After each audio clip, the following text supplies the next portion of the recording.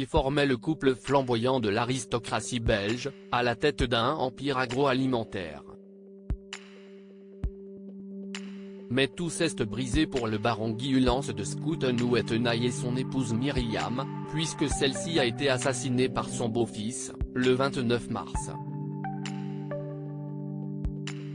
Gilles Lemaire, acteur et mari de Réem Kérissi, et père de leur fils de 3 ans, est le fils de la baronne Myriam. Il est dévasté depuis que celle-ci a été assassinée. Son mari, le baron Guy Hulance de Schouten-Hoettenaille, 88 ans, est tout aussi affecté.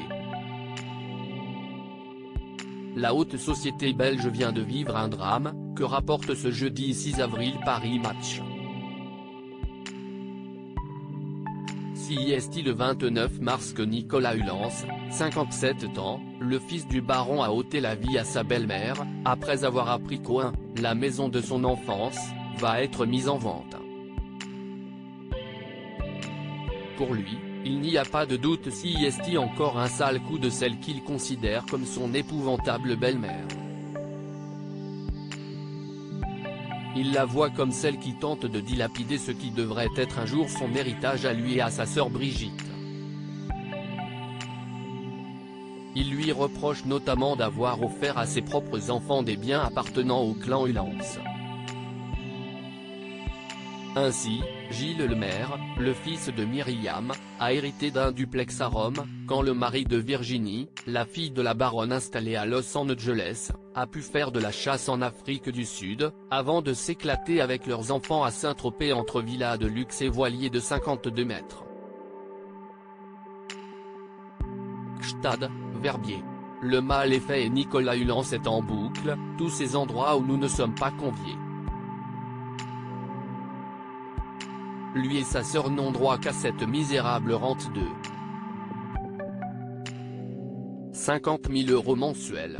Oin est donc la goutte d'eau. Le baiser de la mort, le baiser de Judas ce 29 mars, il vient discuter de ses rancœurs avec son père dans son bureau. Puis, à la sortie, il embrasse sur le front la baronne Myriam née les chiens. 20 ans qu'il ne m'a jamais embrassé, partage-t-elle interloqué avec son mari. Ça n'augure rien de bon. Nicolas Hulance, ancien agent de la sûreté de l'État, la DRSI belge, devenu selon ses mots un lanceur d'alerte, à tendance complotiste, vient donc de lui donner le baiser de la mort, le baiser de Judas, selon un intime du couple, sous le choc. Le fils du baron quitte la propriété et attend alors la sortie de la Golf conduite par Myriam. Il la percute à l'aide de son véhicule puis il en sort pour tirer sur le pare-brise, et 5 autres fois sur sa belle-mère, sous le regard de Guy Hulance, pétrifié, épouvanté et éclaboussé de sang.